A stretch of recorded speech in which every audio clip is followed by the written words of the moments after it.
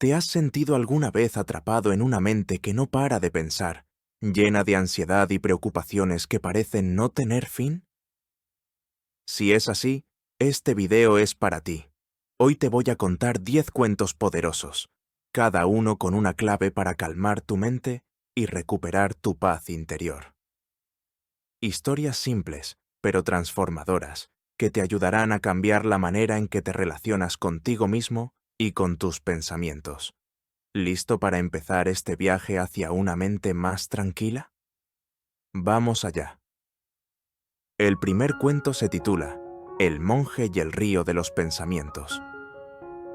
Había una vez un joven aprendiz que vivía en un monasterio enclavado entre montañas y ríos. Aquel muchacho tenía una mente inquieta. Pensaba sin parar. ¿Y si fracaso? ¿Y si decepciono a mi maestro? ¿Y si nunca encuentro la paz? Un día, abrumado, fue a ver al anciano monje que dirigía el templo. Maestro, mi mente es como un campo de batalla. No puedo detener los pensamientos. Me ahogo en ellos. ¿Qué debo hacer? El maestro sonrió y lo llevó a orillas de un río cercano. Se sentaron en silencio a observar cómo el agua fluía, con ramas, hojas y espuma pasando con la corriente. ¿Ves el río?, dijo el maestro. Cada rama, cada hoja, es como un pensamiento.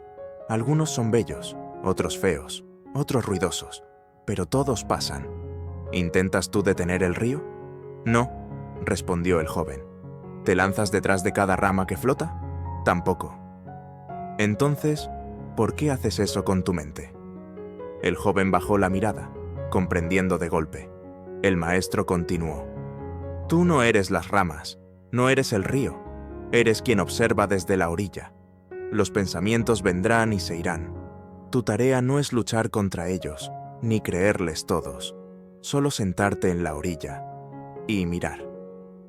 Desde aquel día, cada vez que la mente del joven se llenaba de ruido, se imaginaba sentado junto al río, dejando pasar cada pensamiento como una hoja en la corriente.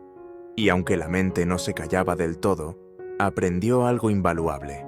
La paz no venía de detener el río, sino de dejar de saltar dentro de él. El segundo cuento se titula El tambor del corazón. En un pequeño pueblo rodeado de bosques espesos, vivía una niña llamada Alisa. Tenía un don especial. Podía oír los latidos de su propio corazón como si fueran el ritmo de un tambor lejano. Pero con el paso del tiempo, la escuela, las voces de los adultos y sus propios miedos fueron haciéndole olvidar ese sonido. Un día, durante una gran tormenta, Alisa se perdió en el bosque. Los árboles crujían, el viento aullaba y su corazón palpitaba como un tambor desbocado. Corrió sin rumbo hasta que cayó exhausta junto a un viejo árbol. El miedo la envolvía como una niebla. Entonces, entre lágrimas, recordó las palabras de su abuela. Cuando no sepas qué hacer, cuando sientas que te pierdes, vuelve a tu tambor, respira, escucha, ahí estarás tú. Alisa cerró los ojos, inhaló lentamente por la nariz y exhaló por la boca. Lo hizo una vez, luego otra y otra más. Con cada respiración, el tambor volvió. Al principio tenue, luego más firme. Pum, pum, pum. No eran solo latidos, era un camino de regreso. Al sentir ese ritmo, su mente se calmó. El miedo no desapareció del todo, pero ya no la gobernaba. Escuchando su tambor, Alisa encontró el sendero que la llevó de vuelta al pueblo. Desde entonces, cada vez que la ansiedad la empujaba hacia fuera de sí misma, Alisa cerraba los ojos y volvía a su tambor, porque entendió que respirar no era solo llenar los pulmones, era regresar a casa. La respiración es ese tambor, siempre ahí, incluso cuando no lo escuchas. Y cada vez que inhalas y exhalas con intención, vuelves a ti, como Alisa al corazón del bosque. El tercer cuento se titula El cuenco del guerrero. En una aldea antigua, vivía un joven aprendiz de guerrero llamado Kael. No era el más fuerte ni el más veloz, pero tenía un problema mayor. No podía dejar de pensar en todo lo que podía salir mal. Antes de cada entrenamiento, imaginaba fallar. Antes de cada batalla, se veía herido. Por las noches, no dormía, preocupado por cosas que aún no habían ocurrido, y quizá nunca ocurrirían. Viendo su tormento, el maestro del clan le entregó un pequeño cuenco de barro. «Llévalo contigo todo el día. Cada vez que surja una preocupación, colócala dentro», le dijo con calma. Kael frunció el ceño. «¿Cómo voy a meter un pensamiento en un cuenco?». El maestro sonrió.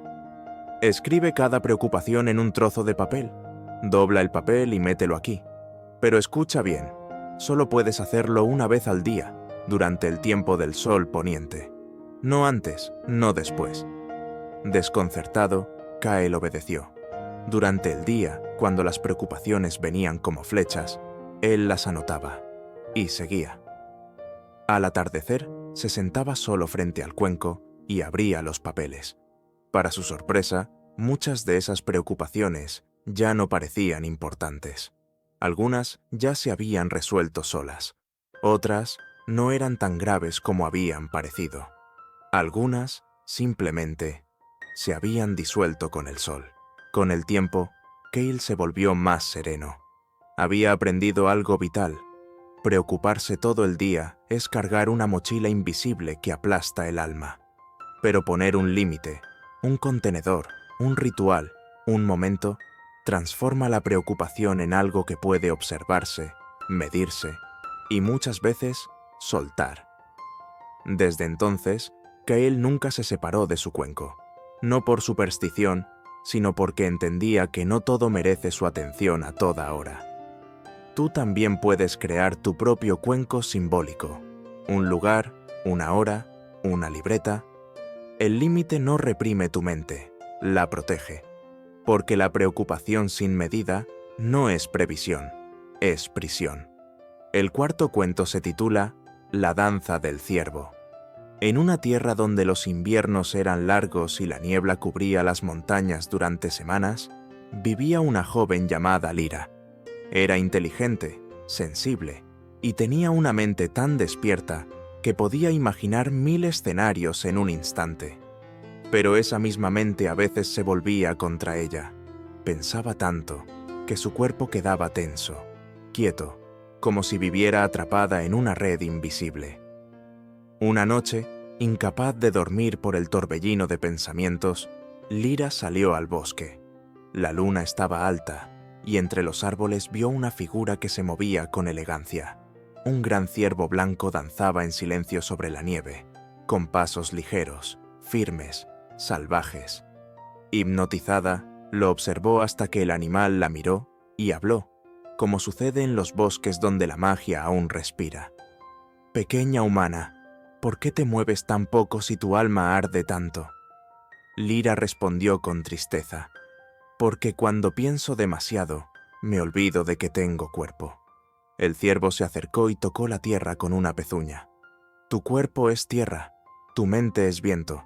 Si no bailan juntos, se separan. Y tú te partes. Baila, corre, camina. Haz que tu carne recuerde que está viva. Solo así el viento se calmará». Lyra, con lágrimas en los ojos, se quitó los zapatos. Sintió el suelo frío. Comenzó a moverse con torpeza, luego con más fluidez, copiando los pasos del ciervo. No fue una danza perfecta, pero fue verdadera.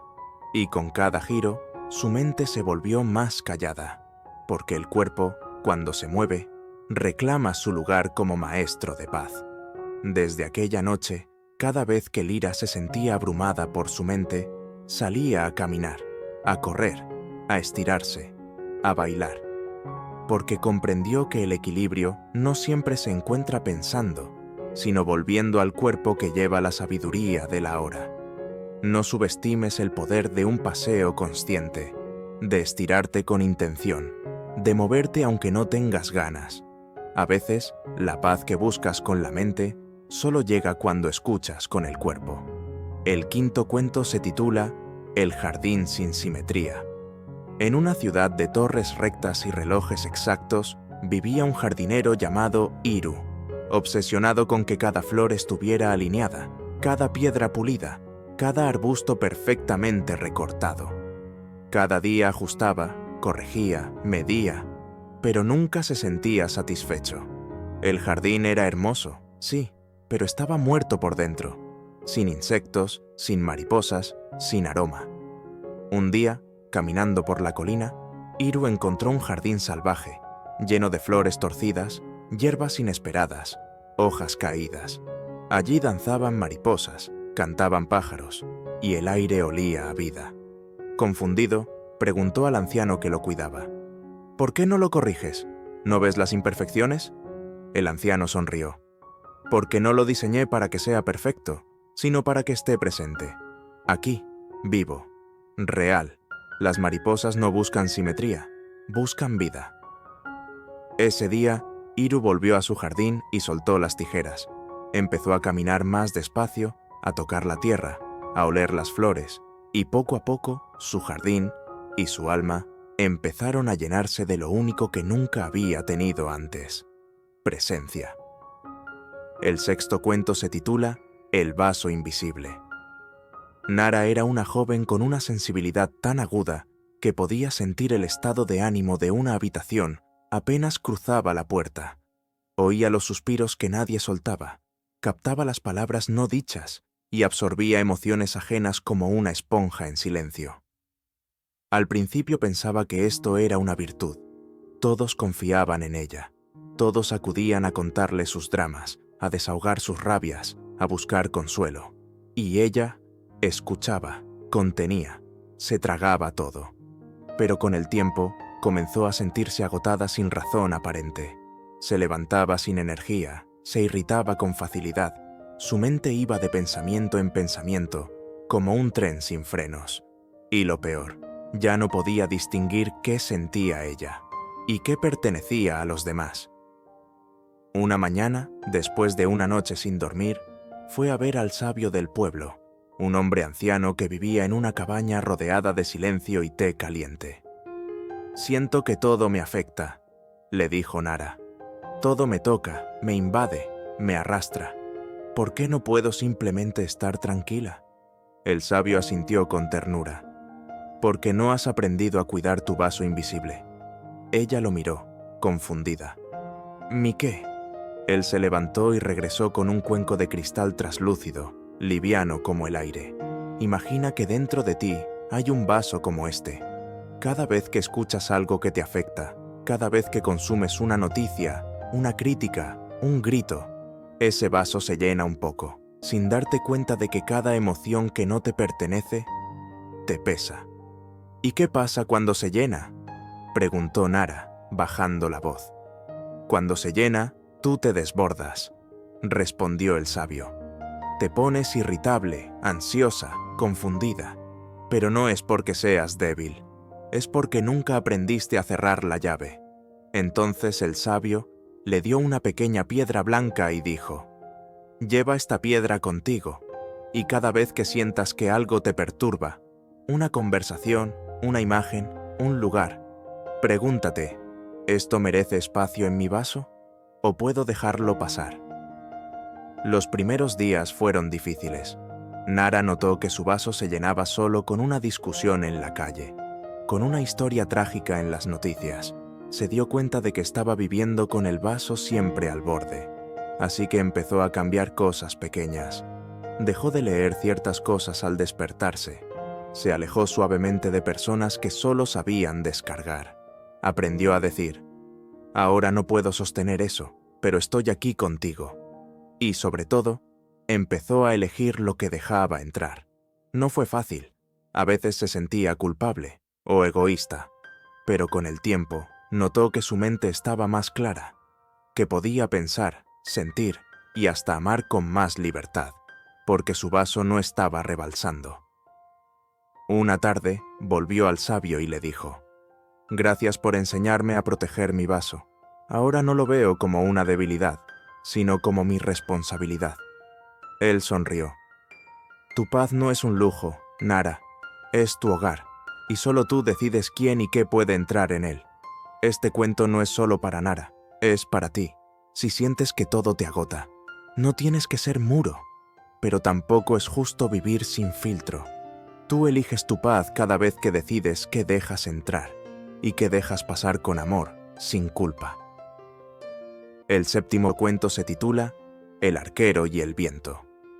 Había una vez un joven arquero llamado Tenar, conocido en su aldea por su habilidad con el arco largo. Podía acertar al centro de una manzana a 100 pasos, incluso con los ojos entrecerrados. Sin embargo, a pesar de su talento, vivía con un nudo en el pecho. Cada vez que se preparaba para lanzar una flecha en una competición o una cacería importante, algo lo saboteaba por dentro. Se decía, ¿y si sopla el viento justo cuando disparo? ¿Y si el animal se mueve? ¿Y si alguien me observa y piensa que no soy tan bueno como dicen? Y entonces temblaba, dudaba y fallaba. No era su técnica, era su necesidad de que todo estuviera bajo control. Un día, humillado tras un disparo fallido en un torneo importante, Tenar se internó en las montañas. Allí vivía un maestro retirado llamado Mael, que había sido legendario por su precisión. Tenar le pidió que lo entrenara. Mael lo observó en silencio y le pidió que disparara. Tenar colocó la flecha, tensó la cuerda, y justo cuando iba a soltar, una ráfaga de viento agitó las hojas. Se detuvo, molesto, y suspiró. «¿Ves? No puedo entrenar así. El viento no me deja». Miel se le acercó y le quitó el arco suavemente de las manos. «Tu enemigo no es el viento, es tu deseo de que el mundo obedezca tus planes». Tenar frunció el ceño. «Pero necesito que las condiciones sean perfectas. Y esa es la razón por la que siempre fallas cuando más importa», respondió el maestro.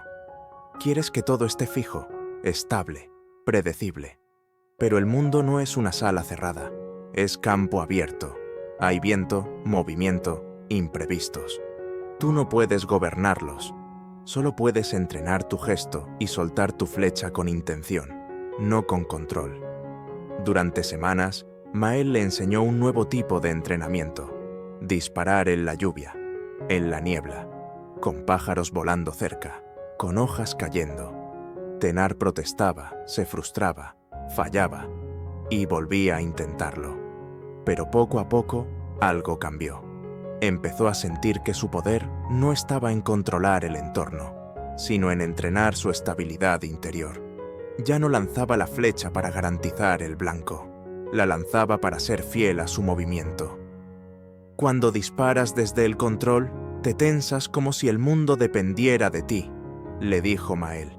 «Pero cuando disparas desde la confianza, te abres al momento. Y el momento, incluso con viento, te responde». Una mañana soplaban vientos erráticos por el valle. Mael le entregó una flecha dorada y le dijo: «Esta es la flecha del desapego. No busca acertar, sino honrar el acto de soltar». Tenar respiró profundo. Trazó su arco. El viento silbaba. Pero él ya no lo temía. Soltó. La flecha bailó en el aire. El viento la desvió, sí, pero aterrizó suave, hermosa, limpia, justo en el borde del blanco. No era el centro, pero tampoco importaba. Tenar había ganado algo mayor: la libertad de no necesitar el control para estar en paz consigo mismo. Desde entonces, enseñó a otros a disparar no para vencer, sino para conocerse, porque aprendió que en la vida, como en el tiro con arco, la sabiduría está en dominar lo que depende de ti y soltar lo que no.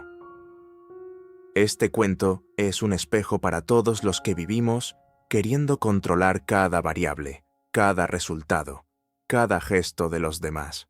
Pero hay belleza y salud mental en aceptar que el viento existe y que tu poder está en la práctica, en la elección, en la entrega, no en el resultado. El octavo cuento se titula El espejo amable.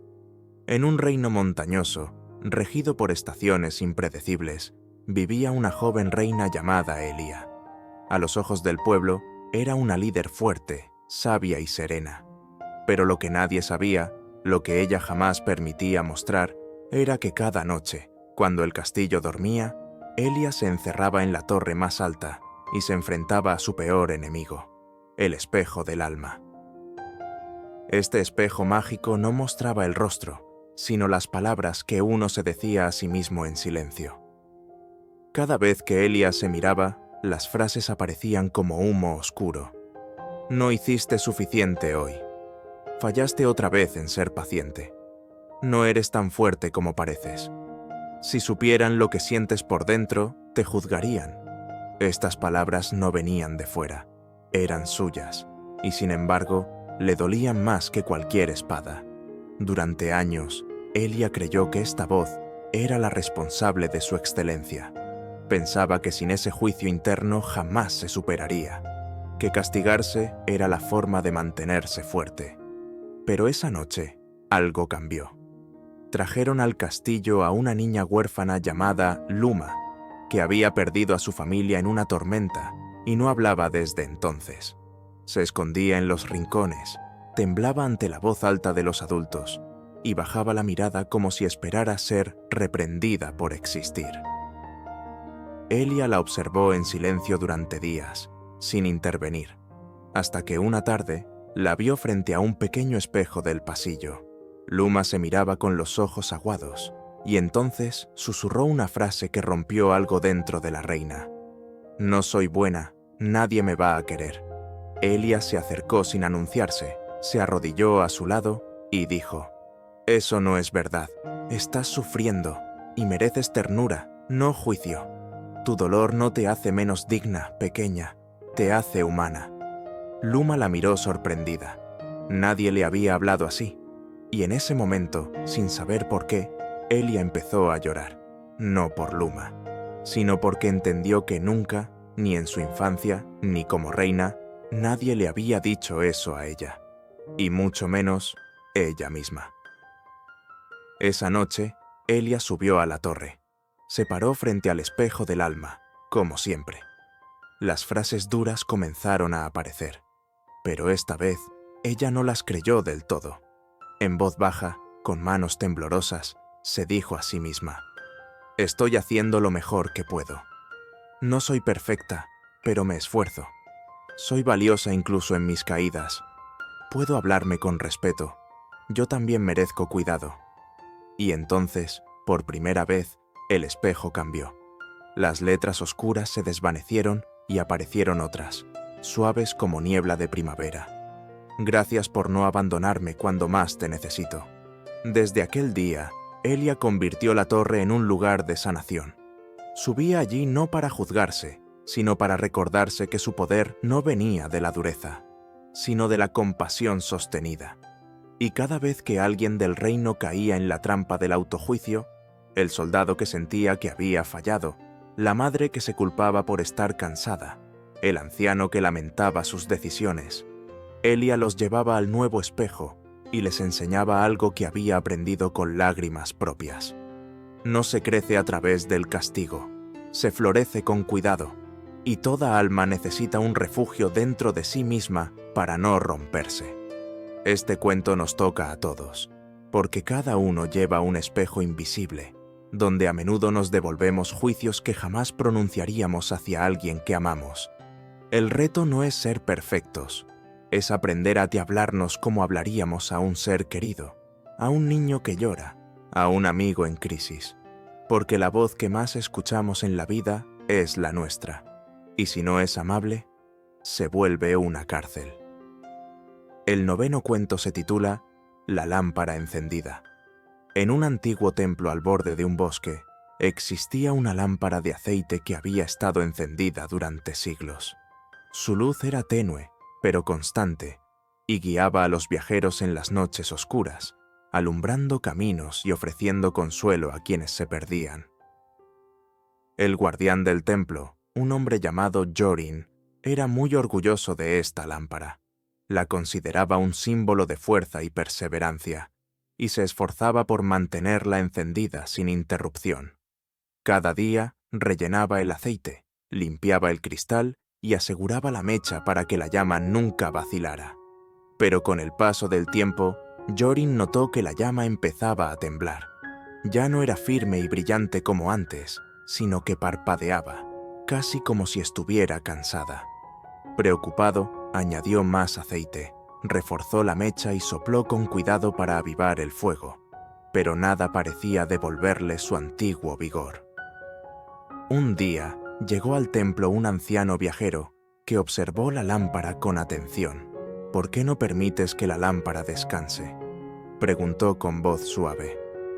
«¿Descansar?», exclamó Yorin, sorprendido. «Pero si apago la luz, los viajeros se perderán. Es mi deber mantenerla siempre encendida». El anciano sonrió con comprensión.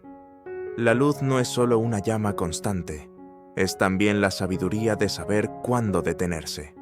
La lámpara necesita apagarse de vez en cuando para que el aceite se asiente, la mecha se refresque y el fuego recupere su fuerza. Sin descanso, ni siquiera la luz más fuerte puede sostenerse». Yorin se sintió conflictuado. Durante años había creído que el descanso era un lujo para los débiles, algo que podría poner en riesgo a quienes dependían de él. Pero el anciano lo invitó a observar con atención. Esa noche, el guardián apagó la lámpara. Hubo oscuridad, hubo silencio. Al principio sintió miedo. Temía que los viajeros perdieran su camino, que el templo se convirtiera en un lugar triste y frío. Pero entonces, en la quietud, comenzó a escuchar la respiración del bosque, el canto lejano de un búho, el latir pausado de su propio corazón. A la mañana siguiente, encendió la lámpara nuevamente. La llama bailó con una vitalidad que hacía años no veía. Clara, cálida, firme. «Ahora entiendo», dijo Yorin al anciano. «El descanso no es ausencia de luz, sino parte de su esencia. Apagar la llama no es perderla, sino renovarla». Desde ese día, Yorin instituyó un ritual sagrado. Cada luna nueva, la lámpara se apagaba por una noche y el templo celebraba el silencio y la calma. Los viajeros aprendieron a respetar esos momentos y encontraron en la oscuridad una nueva forma de guiarse. Por las estrellas, por el silencio, por la paz. Este cuento nos recuerda que el descanso no es una concesión, ni un lujo para momentos libres, sino una necesidad fundamental para nuestro bienestar. Como la lámpara, nuestra mente, cuerpo y espíritu necesitan pausas para recargar su luz. Sin descanso, la llama se consume, vacila y pierde su brillo. Por último, el 10º cuento se titula Los fuegos que no calientan. En un pequeño pueblo rodeado de colinas y ríos, vivía una mujer llamada Mara, conocida por su sonrisa tranquila y su paz interior. Pero pocos sabían que esa serenidad no había llegado por casualidad, sino por un secreto que Mara guardaba con cuidado.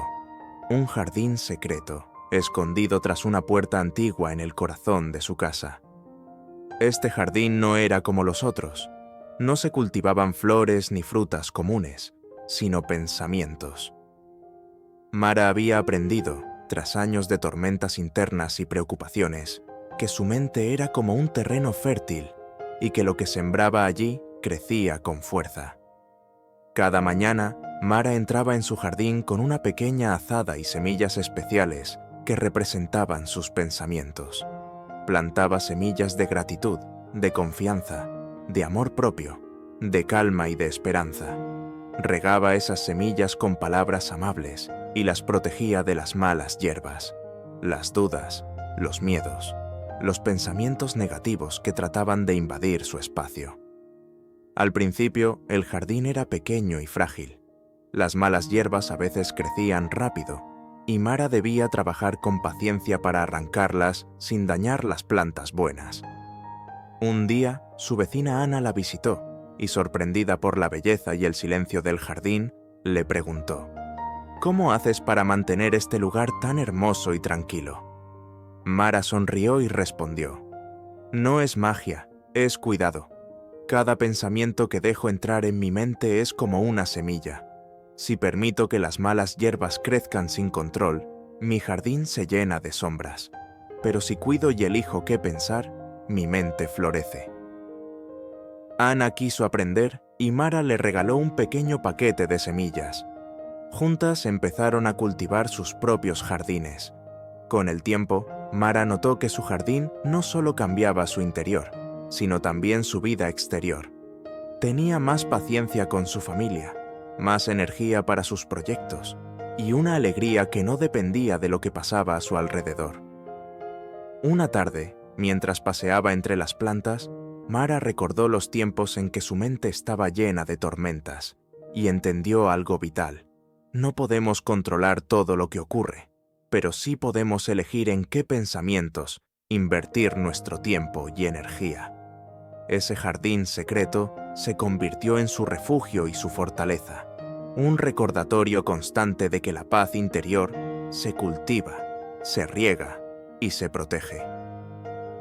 Este cuento es una invitación para ti. ¿Qué semillas estás plantando hoy en tu mente? ¿Estás regando pensamientos que te fortalecen o dejando crecer las malas hierbas sin querer? Cultivar una mente sana es un acto de amor propio y valentía. Estos cuentos no son solo historias, sino que están basados en los 10 principios clave para calmar tu mente. Principio número 1. Elijo observar mis pensamientos sin identificarme con ellos. No soy mis pensamientos ni mis emociones. Puedo verlos pasar como nubes en el cielo, sin necesidad de entrar en cada tormenta. Principio número 2. Respiro para volver a mí. La respiración consciente es mi ancla. Cada vez que respiro profundo, regreso al presente y me libero del ruido mental. Principio número 3. Le pongo límites a mis preocupaciones. Mis preocupaciones no gobiernan mi día. Les doy un espacio limitado y el resto del tiempo lo reservo para vivir. Principio número 4. Confío en mi cuerpo como vía de equilibrio. El movimiento físico me ayuda a soltar la tensión mental. Cuando cuido mi cuerpo, también calmo mi mente. Principio número 5. Cultivo presencia, no perfección. Estar aquí y ahora, con atención y amabilidad, es más valioso que tener todo bajo control. La presencia es medicina. Principio número 6. Protejo mi paz con conciencia. No todo merece mi atención. Elijo lo que consumo y con quién me vinculo para cuidar mi equilibrio interno. Principio número 7. Distingo lo que puedo controlar de lo que no. Acepto mis límites con claridad y humildad. Actúo donde tengo poder y suelto lo que no depende de mí. Principio número 8. Me hablo con la misma compasión que daría a un ser querido. No me ataco por sentir, me abrazo en la dificultad. Ser humano no es un error, es mi verdad. Principio número 9. El descanso es parte de mi bienestar, no un lujo. Dormir, parar, desconectar, son actos de autocuidado profundo. La calma comienza con un cuerpo en reposo. Y por último, el principio número 10. Me rodeo de personas que nutren, no que agitan. Elijo vínculos que me ofrecen calma, escucha y contención.